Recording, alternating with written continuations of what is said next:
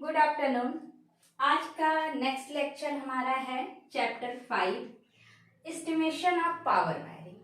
तो power wiring के बारे में थोड़ा बहुत मैंने इंटरनल वायरिंग में बताया था। तो जैसे घरों में जो आप रेफ्रिजरेटर, जिसको फ्रिज, कूलर, हीटर, इंडक्शन ये सब चलाते हैं तो उसके लिए पावर सॉकेट चाहिए होता है। तो पावर वायरिंग दो तरीके की होती है। एक पहला जो आपके घरों में हीटर, कूलर, फ्रिज, रेफ्रिजरेटर आदि यूज होते हैं उसके लिए पावर वायरिंग जो की जाती है वो आपके इंटरनल वायरिंग के पैरेलल में चलती है और सिर्फ आपको सॉकेट लगाना होता है। पावर सॉकेट कितने का? 15 एम्पियर का होना चाहिए। अब इस सर्किट के लिए एक सर्किट अगर आप कैलकुलेट करोगे तो एक सर्किट आपकी होनी चाहिए 2 पॉइंट्स एंड 3000 लोड से अधिक नहीं होना चाहिए एक सर्किट में, पावर सर्किट में जो आपके घरों में यूज होगा। अब बात करते हैं हम सेकेंड नंबर पे पावर वायरिंग। तो जो मोटर इत्यादि की वायरिंग की जाती है वो आपकी पावर वायरिंग होती है। यहाँ पे कैलकुलेशन हम करंट के अकॉर्डिंग करते हैं कि मोटर कितनी करंट ले रही है, उसके अकॉर्डिंग हम कंडक्टर या कंड्यूट की माप निकालते हैं। ठीक है। दूसरा चीज, इंडियन इलेक्ट्रिसिटी रूल के अकॉर्डिंग आपका ये सर्किट डिसाइड की जाती है। दूसरा 50 एंड 51 में आपका पावर वायरिंग से रिलेटेड सारे पॉइंट्स दे दिए गए हैं। जैसे आपका फर्श से स्टार्टर कितनी दूरी पे होना चाहिए? 1.5, motor switch board 1.5, main switch board 1.5। अब बात करते हैं कि हम पावर मोटर के लिए हम करंट कैसे कैलकुलेट करेंगे। या यहाँ पे हमको लोड पता था तो हम लोड कैलकुलेट करके करंट निकाल लेते थे। तो अब चूंकि मोटर का हमें आउटपुट पता होगा, मोटर का आउटपुट किसमें दिया होगा? XHP। आउटपुट हम Q से डिनोट कर रहे हैं। तो मोटर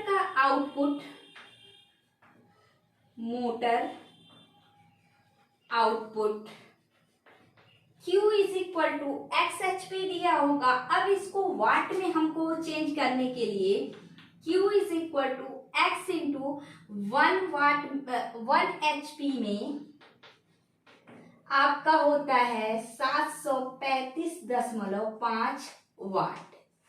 तो अब हम क्या करेंगे, इसको HP को वाट में कन्वर्ट करना है तो X इंटू 735.5 से मल्टीप्लाई कर देंगे। ये आपका इलेक्ट्रिकल एनर्जी वाट में हो जाएगा।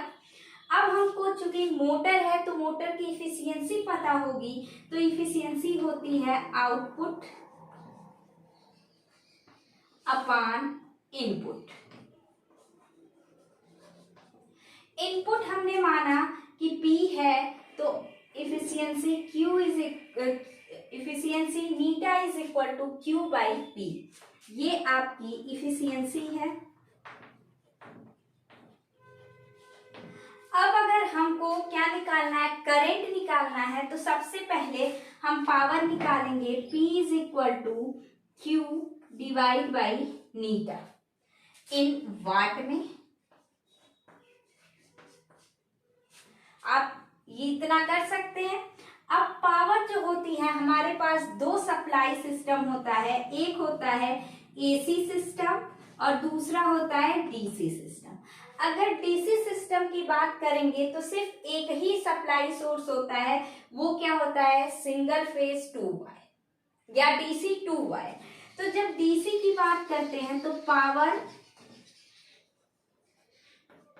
इन DC आपका क्या हो जाएगा? P is equal to VI।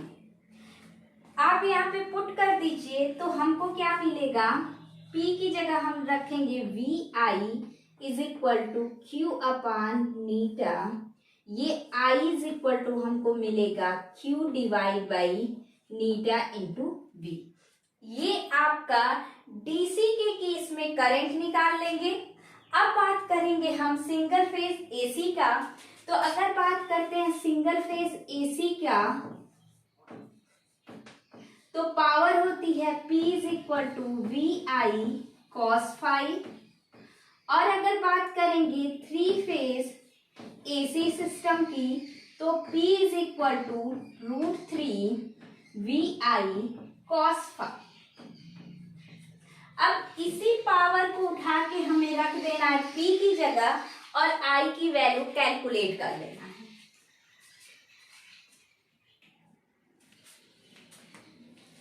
हमने सॉल्व किया था P is equal to Q divide by eta, यानी input power is equal to output upon efficiency. अगर सिंगल फेज की बात करेंगे, इन सिंगल फेज करंट, तो पावर की वैल्यू रखिए P की जगह हम रखेंगे VI cos phi is equal to Q divide by eta. यहां से I इज इक्वल टू आपको मिलेगा Q divide by eta V into cos phi. ये सेकेंड इक्वेशन, इससे पहले आपका डीसी की था, वो फर्स्ट था। अब थ्री फेज करंट की बात करेंगे, तो इसके लिए पावर की value √3, current in three phase होगा तो √3 VI cos phi is equal to Q divide by eta V cos phi. अब यहां से आपका I इज इक्वल टू हो जाएगा सिर्फ नीटा यहां पे रहेगा फिलहाल, Q अपॉन नीटा। अब I is equal to Q divide by eta √3 V cos phi. और पावर वायरिंग में यही क्वेश्चन, ये फार्मूला आपके लिए इम्पोर्टेंट है, क्योंकि जो भी करंट हमको थ्री फेज के लिए निकालना होगा मोटर के लिए, वो आपका किससे निकलेगा, I is equal to Q upon eta √3 V cos phi.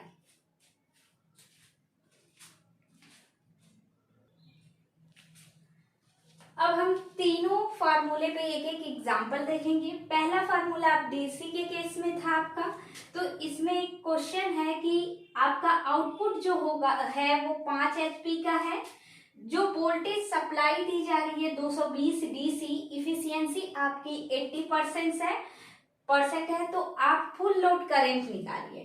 Full load current निकालने के लिए डीसी के केस में I इज इक्वल टू था Q divide by eta into V।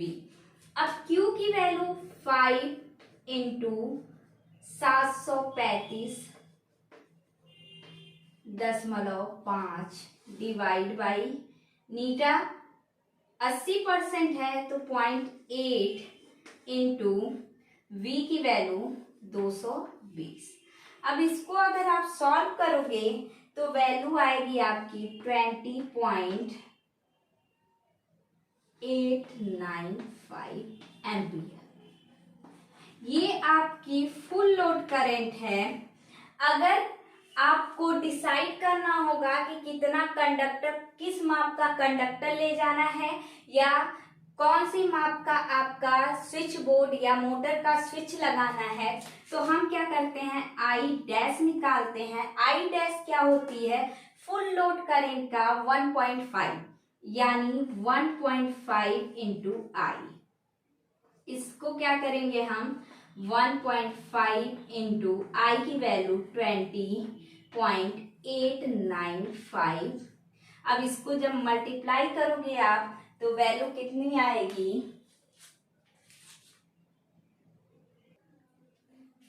इसे कैलकुलेट करने पे ये लगभग आएगा 30 दशमलव समथिंग, या मान लीजिए 30 एम्पियर। जब ये 30 एम्पियर आएगा तो आपका जो भी कंडक्टर होगा या आपका स्विच बोर्ड होगा, मेन स्विच बोर्ड होगा, वो इसी के अकॉर्डिंग लगेगा। ठीक है, नेक्स्ट एग्जांपल देखेंगे नेक्स्ट फार्मूले पर। नेक्स्ट एग्जांपल है आपका सिंगल फेज इंडक्शन मोटर है जिसका आउटपुट 3 HP है, 230 AC वोल्टेज है और 50 हर्ट्ज सप्लाई दी जा रही है, इफिशियंसी 75% है। फुल लोड करंट ज्ञात करिए अगर पावर फैक्टर आपका 0.7 लैगिंग है। चूंकि इंडक्शन मोटर है तो पावर फैक्टर लैगिंग होगा, तो सीधे आप फार्मूला रखिए सिंगल फेज AC के लिए I is equal to Q divide by eta V cos phi। Q की value is equal to 3 into 735.5 divide by 0.75 into V की वैल्यू 230 इंटू cos 5 0.7। इसको आप सॉल्व करोगे तो वैल्यू आ जाएगी आपकी 12.18 एम्पियर। फिर इसका भी आई डैश निकाल लीजिएगा। I dash is equal to I 1.5 into I, यहां से सॉल्व कर लीजिएगा। थर्ड एग्जाम्पल है आपका, अगर 3 फेज 50 हर्ट्ज 400 वोल्ट की सप्लाई दी जा रही है, आपका Q की वैल्यू है 10 HP, इफिशियंसी आपकी है 85% एंड पावर फैक्टर यानी cos phi is equal to आपका है 0.8 लैगिंग। तो आप फुल लोड करंट ज्ञात कीजिए। तो same condition I is equal to Q divide by √3 efficiency V cos phi।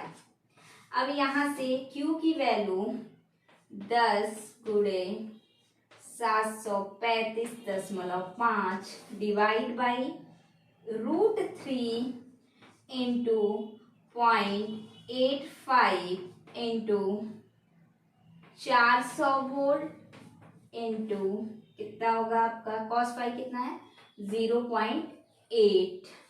सबको सॉल्व करेंगे आप तो वैल्यू आएगी आपकी 15.61 एम्पियर। और I dash same thing 1.5 into I, solve कर लीजिएगा। तो इस तरीके से कोई भी वैल्यू दी होगी, आपको बस क्या देखना होगा कि AC है, सिंगल फेज, 3 फेज या DC है, और उसके अकॉर्डिंग फार्मूला रख के आप सॉल्व कर लीजिए।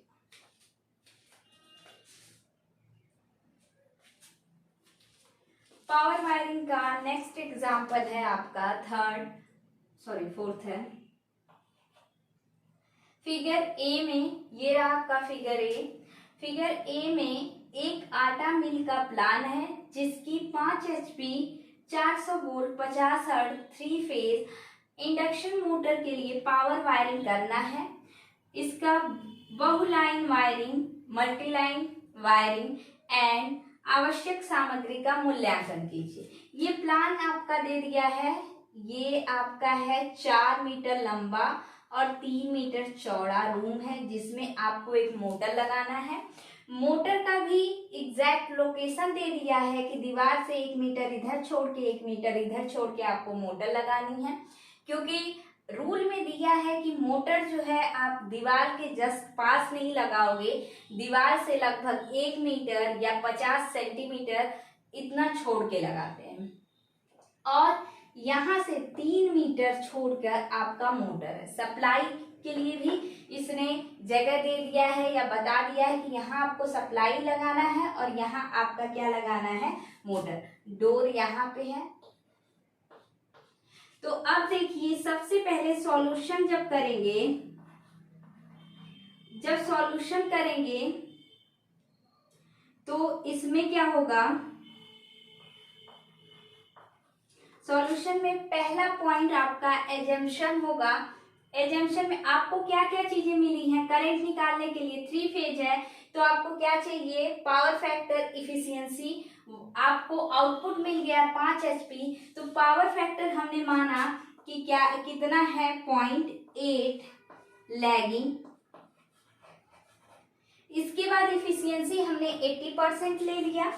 इसके बाद सेकेंड पॉइंट पे हम मानेंगे कि जो आपका मेन बोर्ड है, main board, switch board, motor switch board, motor switch board and starter, ये फर्श से 1.5 मीटर पर स्थित है। ठीक है। थर्ड पॉइंट हमने माना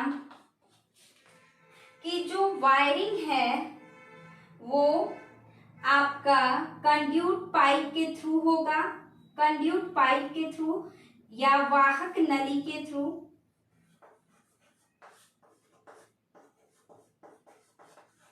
के द्वारा होगा।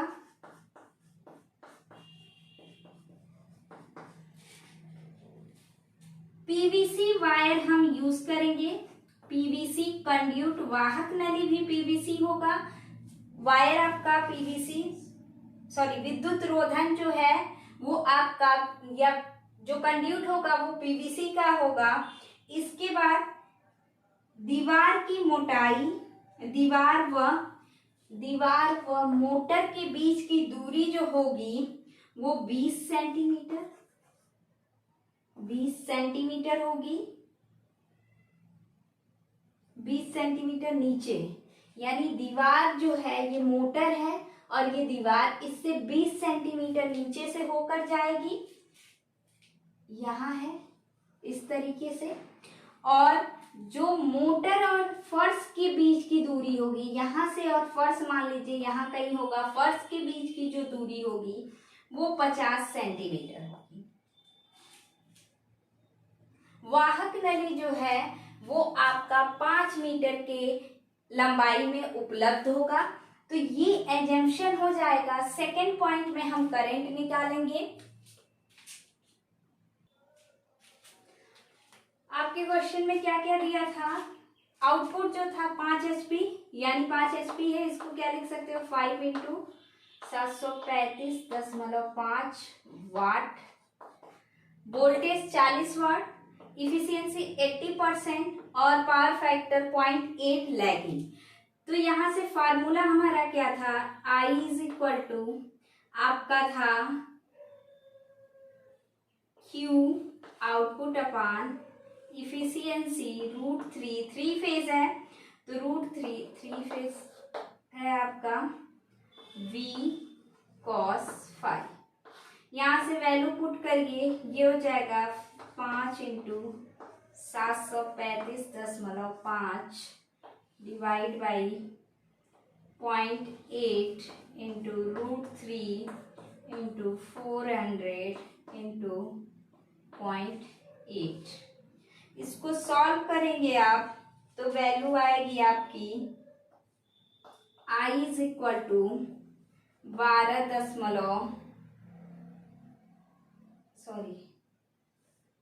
इसे सॉल्व करोगे तो 8.3 एम्पियर।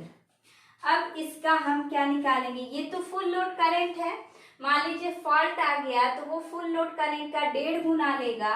तो जब 1.5 गुना लेगा तो I dash is equal to 1.5 into I, तो ये हो जाएगा 1.5 इंटू 8.3, तो ये वैल्यू आएगी आपकी 12.45 एम्पियर। अब इसी के अकॉर्डिंग हम कंडक्टर चूज करेंगे। तो कंडक्टर हमारा यूज होगा जो केबल की माप,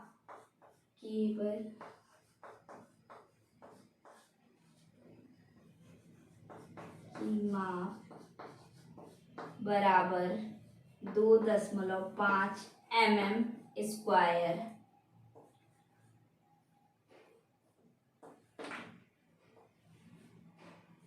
इसके बाद आपका main switch board, switch and motor switch जो होगी, मोटर स्विच वो आपकी होगी 15 एम्पियर 400 वोल्ट। ये चीज यहां से हम निकाल लिए सेकेंड पॉइंट। अब थर्ड पॉइंट आपका होगा वायरिंग का।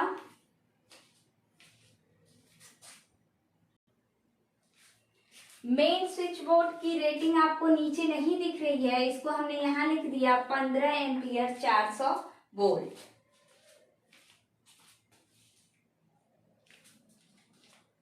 अगर आपको इस बॉक्स के अंदर यानी कमरे के अंदर वायरिंग दिखानी होगी तो यहाँ पे आपका विंडो है, देन यहाँ विंडो है, ये आपका डोर है, यहाँ से आपको सप्लाई दिखानी है, यहाँ पे आपका मोटर है। तो मोटर के पास दो चीजें होंगी, एक तो मोटर का स्विच बोर्ड, तो आपका यहीं कहीं पे मोटर का स्विच बोर्ड होगा जो इस तरीके से बनेगा, और एक स्टार्टर। दो चीजें होंगी, ये दोनों एक पैनल पे या बोर्ड लकड़ी का कह सकते हैं, इस पे लगा होता है, मोटर के पास ही लगा दिया जाता है जमीन से। तो अब जब आपको वायरिंग दिखानी है तो यहाँ से आप ले आएंगे मोटर में, मोटर के मेन स्विच में वायर को। अब मोटर के मेन स्विच से वायर को आप किसे देंगे, मेन स्विच से आप देंगे स्टार्टर को, और स्टार्टर से आप वायरिंग किसको दोगे, मोटर को। तो इस तरीके से आप बना सकते हैं वायरिंग। 3 वायर यहाँ होंगे, 3 वायर यहाँ होंगे 3 फेज, और यहाँ पे 6 वायर होगा, यहाँ भी 6। तो आपका जो पावर वायरिंग है वो अकॉर्डिंग टू इंटरनल वायरिंग के थोड़ा इजी है, सिंपल। बस आपको पावर से मोटर तक का कनेक्शन दिखाना होता है। अब यहाँ पे आपका ये सप्लाई है, मेन सप्लाई बोर्ड। तो यहाँ से 3 मीटर पे ये आपका मिल गया। मोटर और स्टार्टर के बीच मिनिमम 2.5 का स्पेस हम छोड़ते हैं, एकदम पास नहीं रखते हैं, 0.25 की स्पेस छोड़ते हैं। अब इसके बाद हम आपको मल्टी लाइन बना के दिखाते हैं कैसे बनाएंगे। हमने यहाँ पे वो डायग्राम बना दिया ताकि बनाते समय इजी रहेगा, स्पेस भी मिल जाएगा। तो सबसे पहले मेन स्विच बोर्ड हम बनाएंगे। मेन स्विच बोर्ड आपका, क्योंकि मल्टी लाइन डायग्राम है तो सारी चीजें आपको दिखानी पड़ेगी। स्विच भी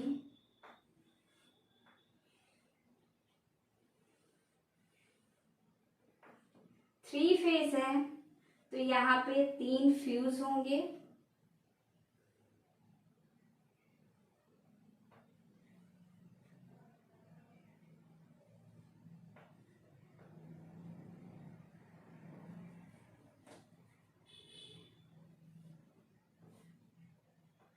थोड़ा सा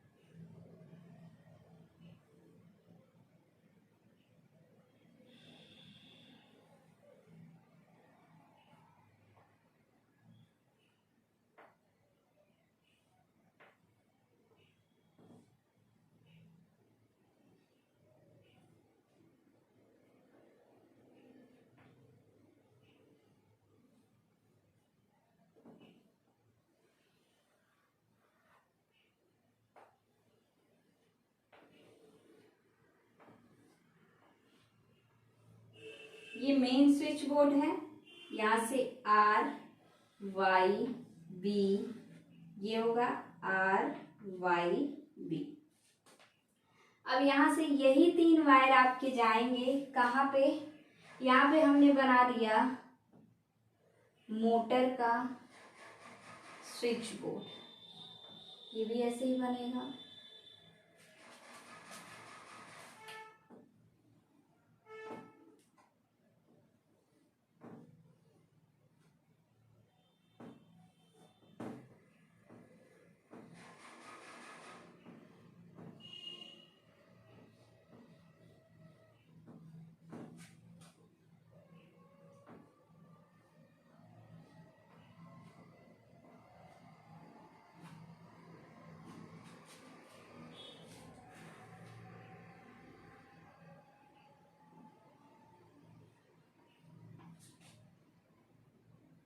ये बी है, बी का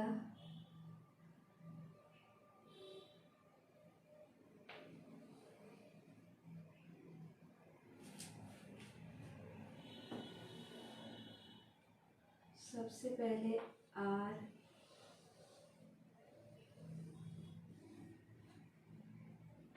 Y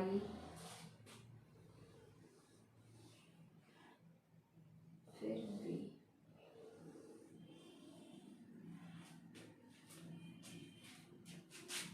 अब इसके बाद आपका होगा स्टार्टर। स्टार्टर आपका जो है यहाँ से आपके स्टार्टर में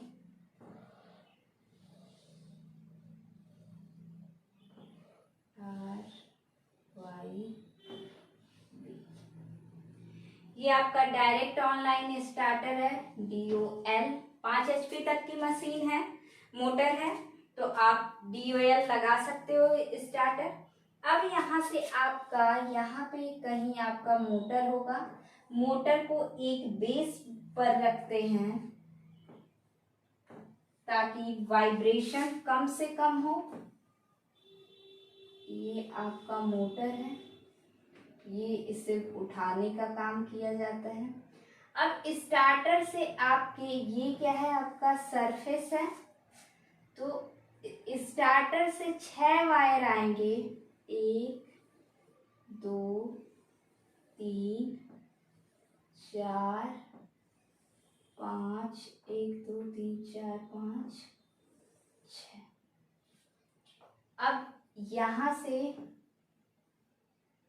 वापस ये सरफेस से, ये आपका सरफेस है, सरफेस के अंदर से आपके वायर मोटर में जाएंगे।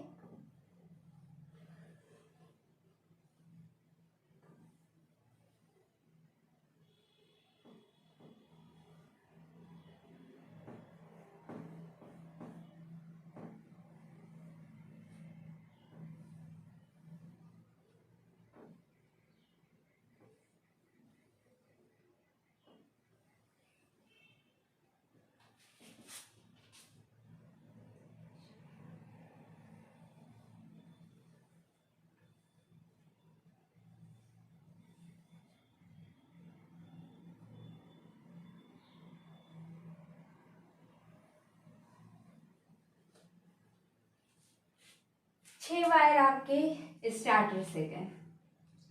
अब जो है अर्थ वायर यहाँ से आपका डायरेक्ट बाहर से होते हुए इसको अर्थ करेंगे, इसी के साथ चलेगा।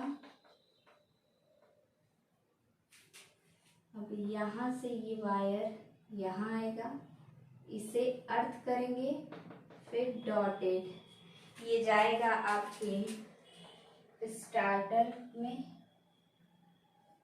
इसे अर्थ करेंगे, फिर इसी वायर के साथ जमीन के अंदर से होते हुए, ये ध्यान दीजिएगा, अर्थ से होते हुए ले जा रहे हैं, अर्थ से होते हुए मोटर को 2 जगह से अर्थ करेंगे। एक मान लीजिए इस पॉइंट से अर्थ कर दिए और दूसरा यहाँ कहीं से अर्थ कर दिए। मोटर को 2 जगह से अर्थ करते हैं, ट्रांसमिशन लाइन को 4 जगहों से अर्थ करते हैं। अब डिस्टेंस दिखानी होगी तो इस सप्लाई से लेके ये मोटर स्विच तक की दूरी जो होगी हमारी, ये 3 मीटर, जो सीधे सीधे आपके बुक में दिया था, चाहे वायर ऐसे ले जाओ या सीधे, यहाँ तक की टोटल दूरी हम कितना लेंगे, 3 मीटर। इसके बाद इस स्विच बोर्ड, मोटर के स्विच बोर्ड और स्टार्टर के बीच की दूरी 0.25 मीटर। अब यहाँ ध्यान दीजिएगा, किसी किसी बुक में ऐसे एक बोर्ड बना दिया है तो स्टार्टर और मोटर का स्विच बोर्ड एक ही लकड़ी के बोर्ड पे स्थित होते हैं। अब इनके बीच दूरी पता चल गई। अब यहाँ से सरफेस से, इस सरफेस से यहाँ तक की दूरी जो होगी 1.5 मीटर, पहले ही एज्यूम किया गया था 1.5 मीटर। जमीन से होते हुए आपकी डिस्टेंस जो जाती है 0.2 मीटर, और इस एरिया को हम मान लेते हैं 0.1 मीटर, और फिर से ऊपर गई है तो ये जो डिस्टेंस है ये आपकी 0.2 मीटर। तो यहाँ की टोटल दूरी जो हो जाती है ये 0.5, या किसी किसी बुक में यहाँ से यहाँ तक की टोटल दूरी कितनी दे दी है,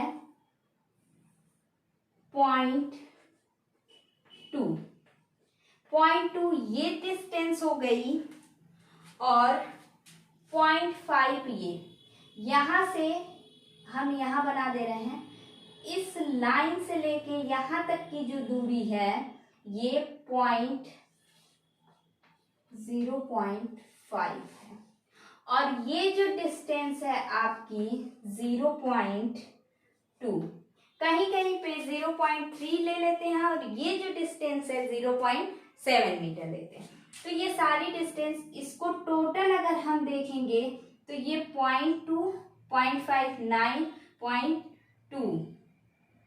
सॉरी ये हो गया 0.2, 0.57, 9, और नहीं तो आपका 0.2 और 1, 93, इसे ले लीजिए 0.1, और ये आपकी 0.2, तो टोटल यहाँ से लेके यहाँ तक की दूरी 1.2 मीटर हो जाए। तो इस तरीके से आप डिस्टेंस निकाल सकते हो। ये आपका मल्टी लाइन है, इसको हम बोलते हैं मोटर स्विच, और ये आपका स्टार्टर, और ये आपका मेन स्विच। तो ये हो गया आपका मोटर का मल्टी लाइन कनेक्शन। याद रखिएगा, यहाँ से यहाँ तक 3 वायर, अर्थ वायर को इसमें हम इंक्लूड नहीं करते हैं, अर्थ वायर केजी के हिसाब से खरीदते हैं। तो 3 वायर यहाँ से यहाँ तक आपके मोटर स्विच तक, मोटर स्विच से स्टार्टर तक 3 वायर, स्टार्टर से आपके मोटर तक 6 वायर। दूसरी चीज, यहाँ पर आप फ्लेक्सिबल वायर यूज करोगे इनको और इन्हें कनेक्ट करने के लिए, और यहाँ पे भी यहाँ से लेके यहाँ तक आप फ्लेक्सिबल वायर यूज करोगे। इधर आप केबल या हार्ड वायर यूज कर सकते हो।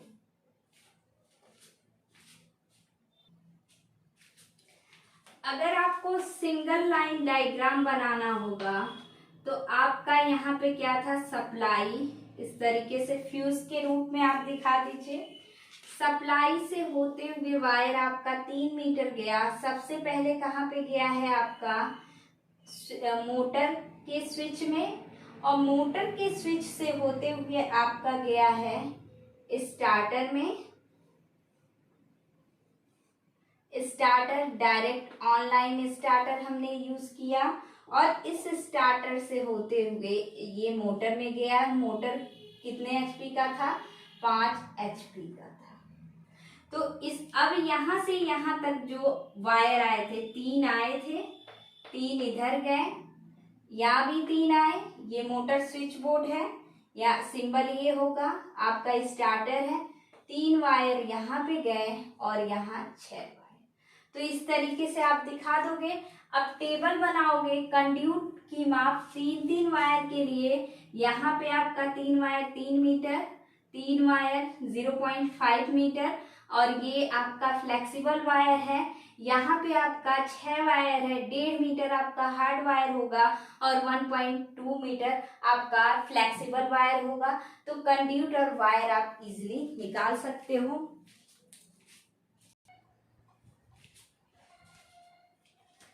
आपका टेबल है। अगला जो सॉल्यूशन हम करेंगे वो है length of conduit and cable. इसके लिए एक टेबल आप बनाओगे। पहला होगा तार स्थापन खंड, मीन्स कहाँ से कहाँ तक आप वायर ले जा रहे हो, चालकों की संख्या, नंबर ऑफ कंडक्टर, वाहक नली का प्रारूप, वाहक नली कैसा है, फ्लेक्सिबल है या हार्ड है, दृढ़ या सुगम्य है, वाहक नली की माप mm में, वाहक नली की लंबाई, कंड्यूट की लेंथ और कंडक्टर की लेंथ मीटर में।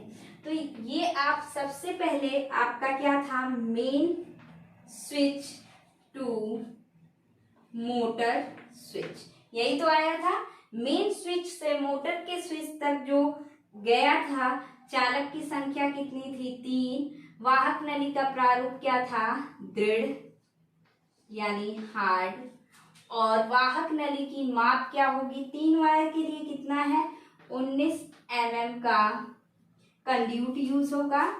वाहक नली की लंबाई सीधे 3 मीटर गई थी तो 3, कंडक्टर आपका कितना हो जाएगा, 3 3 9। अब इसके बाद आपका motor switch to starter, starter के लिए भी, इसके लिए भी 3 वायर है। ये जो है आपका कैसा होगा, सुनम्य 19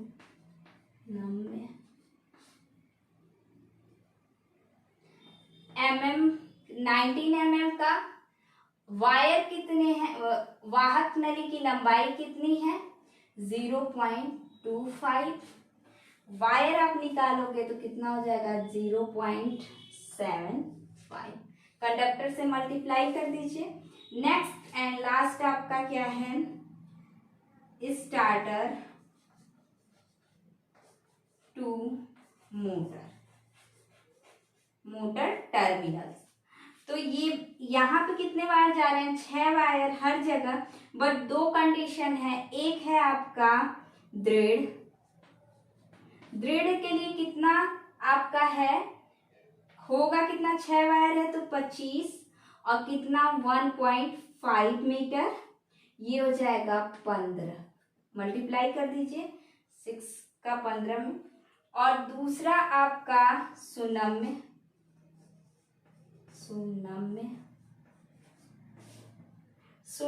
के लिए हो जाएगा,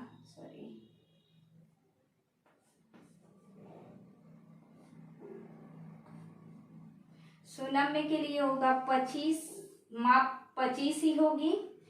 ये लेंथ जो हो जाएगा 1.2 मीटर होगा। जब मल्टीप्लाई करेंगे कंडक्टर से तो 7.2 मीटर आएगा। तो ये आपका, यहाँ से केबल की माप निकालोगे तो 2 माप का केबल यूज हो रहा है, एक 19 माप का और एक 25 का। 19 माप का कितना है, यहाँ से आपका मिल जाएगा 3.25 मीटर, और 25 mm का कितना मिलेगा आपका, 2.7 mm। और कंडक्टर आपका कितना होगा, यहाँ ध्यान रखिएगा कि दृढ़ आपको एक साथ नहीं जोड़ना है, अलग अलग दृढ़ वायर जो होगा आपका एक साथ जोड़ोगे, लेकिन माप भी चेंज है, यानी चारों को आप अलग अलग रहने दीजिए, इस तरीके से मत ऐड करिए। दृढ़ वायर 19 mm का 3 मीटर, सुनम्य 19 mm 0.25, इन सब का आप 10% एक्स्ट्रा निकाल दीजिएगा। वायर टोटल आप कैलकुलेट कर लीजिएगा कितना होगा, तो ये आ रहा है आपका वायर 31, नीचे नहीं दिख रहा होगा, टोटल वायर की लेंथ जो आ रही है वो 31.5 31.95 मीटर। अब इसका 10% निकालिएगा और ऐड कर दीजिएगा, टोटल वायर इतना लगेगा। अब अगला आपका क्वेश्चन है या अगला पॉइंट आपका क्या है, आवश्यक सामग्री। तो आवश्यक सामग्री में आपको क्या क्या चीजें चाहिए, सबसे पहले तो मेन स्विच बोर्ड 15 एम्पियर का, मोटर स्विच, स्टार्टर, 3 चीजें यहां से मिल गई, विथ फ्यूज होना चाहिए। इसके बाद आपका सुनम्य और दृढ़ कंड्यूट की माप यहां से मिल गई, वो लिखेंगे। वायर की टोटल माप कितनी है वो लिख लेंगे। एक अर्थ वायर है, कितना आपका आ रहा है 31 दशमलव कुछ, तो आप अर्थ वायर जो होगा वो आप आधा केजी ले लीजिएगा, लिख दीजिएगा आधा केजी।